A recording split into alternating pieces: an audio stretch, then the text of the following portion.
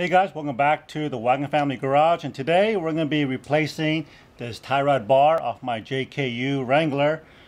This is a stock bar with a stock tie rod end, and we're going to be replacing it with this behemoth Metalcloak chromoly. This is really heavy duty. This is, oh my god, I can barely lift this thing. I'm not a tough guy, and this thing is so big. Look at this thing. This is double the size of the stock. So reason why I'm replacing this is because a couple of weeks ago we were up at Rubicon and we were wheeling with a friend, and he happened to break his tie rod right here, snapped right off. And I got to thinking, you know what, this is one of the lowest point on your Jeep, and if you're going over any obstacles, rocks for example, this is going to be one of the first things that you might come in contact with. Because, hey Coco, it's so loud I can't hear. Cripes! So this is one of the first things that you guys are going to hit when you guys are coming on an obstacle, potentially, hopefully not. But as you guys can see here, okay, this is the lowest point on your steering system. Now, I had my steering stabilizer down here, and I busted that about a month ago. So then I bought a relocation bracket to put it on top of the axle, which sits on top of this tie rod bar.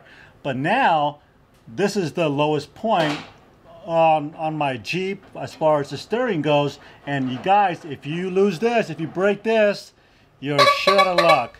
So why not upgrade your Jeep, you know, with something beefier? And I highly recommend this, even if you guys have a bank-owned Jeep, and you guys are planning on wheeling.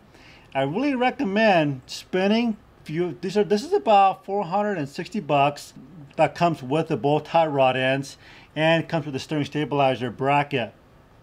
This could be one of the best safety features you guys can buy for your Jeep Wrangler, because again, this is going to be one of the first things that you might hit a rock, for example, opposed to anything else. If you're not, you know, thinking about what you're doing, this is definitely going to hit first.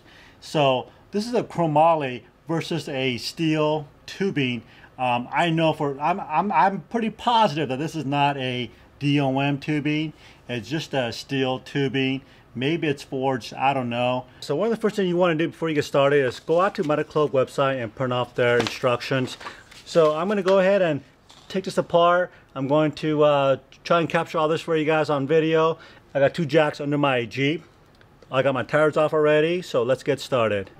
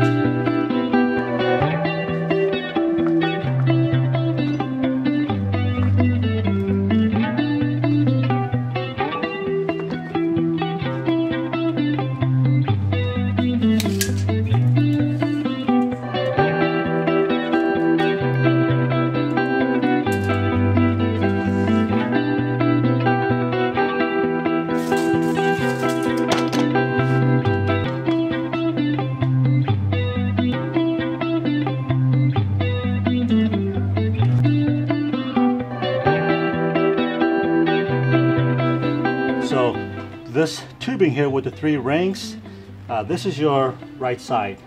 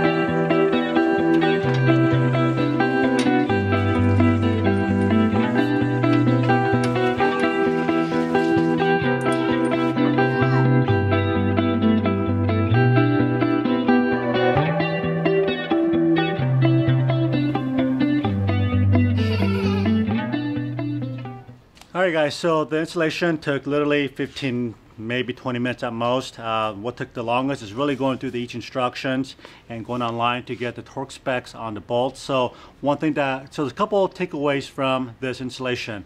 One, I wish Metalcloak would have put in here the torque spec, so then I don't have to go out to the website, stop what I'm doing to get that torque spec. So if you guys are listening, Metalcloak, please add the torque spec on your guys' instructions. And then 2, on page 3, where they talk about, I don't know if you guys can see this, there's a left and a right tie rod. So one thing that the terms that they use is a right hand or left hand, and I wish they would use the term driver side or passenger side. That's kind of the term that makes most sense to us, because if you're standing in front of the truck or behind the truck, the right and left could be whatever. So if you're wondering, the right hand means the passenger and the left hand means the driver. All right, and you can also tell by these 3 rings on the one side of the tie rod bar. Only one side has the 3 rings, and that goes on your passenger side. And I'm not really sure what the meaning of the 3 ring is, so I'm gonna have to call them up and see why there are 3 rings. Maybe that's to indicate that side is a left-hand thread, so lefty-tighty. Another side is just a regular righty-tighty thread. All right. So those are the 2 things that I wish that Metalcloak would include it on here to make it a little bit easier. But other than that, these, I don't know, 8 pages, most of it was all pictures, and it's super easy. And just upgrading to a 1-ton tie rod, it's going to be a little bit of assurance that, you know, you're going to get there and back with some confidence. That's just my thought. Hope you guys enjoyed the video, and if you have any comments or questions, leave me those whatever down below. So until next time, we'll see you guys in the next video. Say goodbye. Bye. Hey, come over here. Okay. Show your face. She's been so good playing in the bucket of water. Oh, you're all wet.